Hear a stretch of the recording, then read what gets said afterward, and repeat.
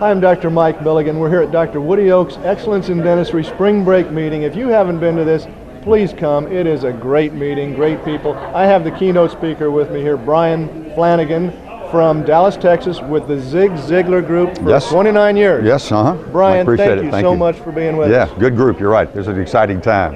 It sure is. Now Bryan speaks on selling and communication. Right, basically. correct. So important for your case presentation. If you can help the patient to want the treatment that they need, that is such a key in dentistry, both for the patient and for the dental office, because our production improves as well. Yeah, your ability to communicate is your ability to be successful. Your ability to communicate what you know in such a way that the other person wants to receive it is key to getting people to follow your instructions. Absolutely. So you gave a great talk yesterday. Thank you. And why don't you tell us some of the keys to, in whatever order you would like, to selling and to communication. Right. Okay? How we communicate with these patients. I believe selling in its simplest form is a communication process, yet selling has gotten a very bad reputation in this country. Yeah. Most dentists do not want to be professional salespeople. Right. All dentists have got to be professionals who can sell. Right. And that's the difference. That's well put, very well put. That's the problem. The problem is that we look at salespeople, we think of them as salespeople as opposed to helping people attain their goals, reach their objectives. Basically consultants, for instance. Yeah, and in its simplest form, selling is nothing more than a communication process. We have a tendency to complicate the process. Yeah. I use a lot of sports analogies. Okay. I used to box. I had to stop boxing. My hands got injured. Okay. The referee kept stepping on them. Oh, but they asked Willie Mays one time how to play baseball. I said, it's simple. They throw it, I hit it. They hit it, I catch it. The Masters is going on right now.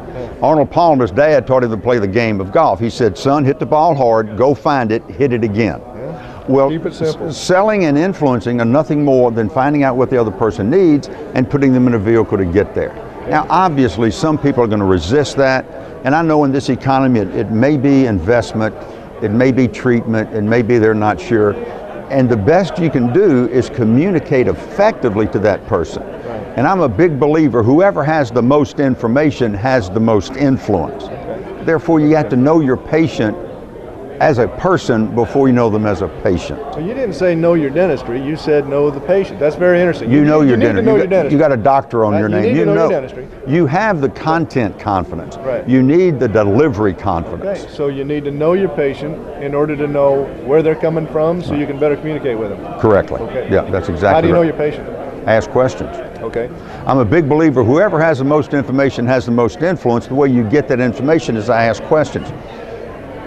In your business as well as mine, prescription without diagnosis is malpractice anywhere you go. Therefore, if you have your fingers on the pulse of your patient, you have an idea of what they need and what they want to have. And then as you explain this to them, it's not a procedure, it may be a lifetime investment. It's something they want to be able to smile at their grandkids. They want to go to high school reunions. They want to feel good about themselves. And that's all of the things that you do, not from the technical side, but from the person side.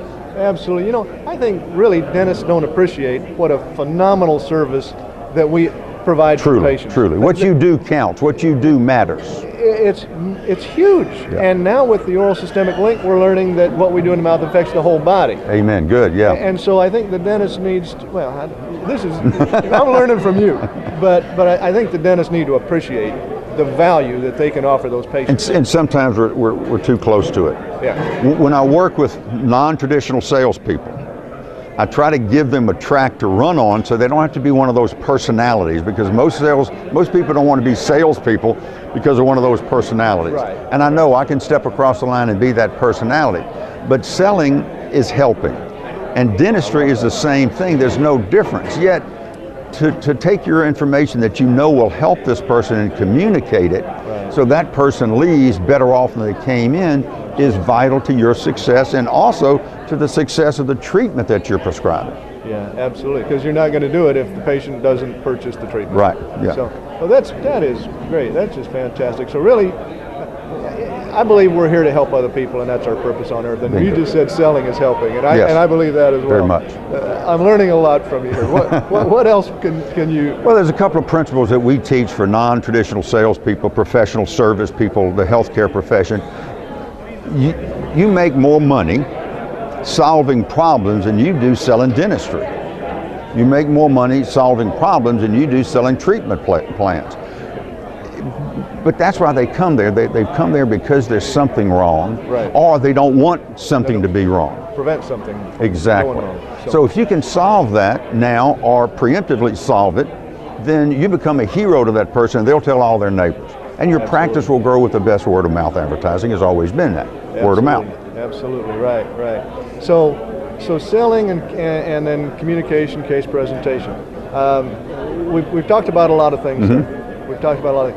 Is there anything else that you would like? Anything else gems that you've got? Yeah, here's a great gem with people that sometimes I come across too strong on the selling side, and I don't mean to, but I'm serious about my profession. I love selling. Everybody's in selling, and I'll tell you why. When I work with direct sales companies, I'll tell their leadership, your sales team is not your entire company. Your entire company is your sales team, because there's not one person that can't cost you a sale. And no matter what your staff does, everybody touches the patient some way, shape, or form. So what the staff is very important in the whole process. Yeah, is what you're saying. And with that comes an understanding that if you have the mindset of helping, then this is something I learned 4 or 5 years ago, and I've been in sales a long time. We're both young men with old hair, but I learned something from a man in New Jersey of all places. And what Vinny taught me was this. He's got a black shirt and a white tie, I promise you. Okay. What Vinny taught me is this. The intent behind your technique determines your professionalism. Oh boy, I love it. Yeah, I love that. If your intent is to help somebody, then you're professional. Whatever communication technique, whatever dental technique you use, you're professional. But if you think it's a forced fit, stop. Don't make that recommendation until you know it's a fit. Right. That's so good. So get technically competent. If you're not, come to Woody's meeting. Yeah, very much so. Get technically competent. Then just be a helper. That's good. Yeah, be a helper. Help other people. I can steal that. Okay. That's a Bryan Flanagan original. and that intent will come through. And then there are tricks. The techniques, sure. Techniques. That's the techniques for better communication. And those are some of the things you're sharing with us here. Right. And everyone wins. It's a win-win-win at that point. Yeah. Because if both parties don't win, then one party is going to go out of business. Yeah, that's no good. Because any market is too small a market to have a bad reputation. Bryan, that's fantastic. Is there any last things that you can share with us before we close? Yes, my favorite quote. Timid salespeople have skinny kids, but timid dentists do too. And I'm not talking about being aggressive or assertive, but I am talking about having certainty that my practice can solve your problem. Confidence. And if I have confidence in myself and certainty in an uncertain economy, people will flock to me because they know I care about them. I'm going to put them in a position to win. It is a win-win, and I'm ethical. And if you have those going for you, I think your practice grows and your staff grows. I think the staff can believe in that and become a part of that. And when they touch that patient, it all fits together. Bryan, how do we get in touch with you to learn more from you? Best way is my website. I'm at www.flanagantraining.com. Flanagan is the Irish spelling, FLANAGAN training.com. Okay, Bryan, thank you so much. Appreciate it, Mike. Thank you so much. You were fun. Thank you so much. Good.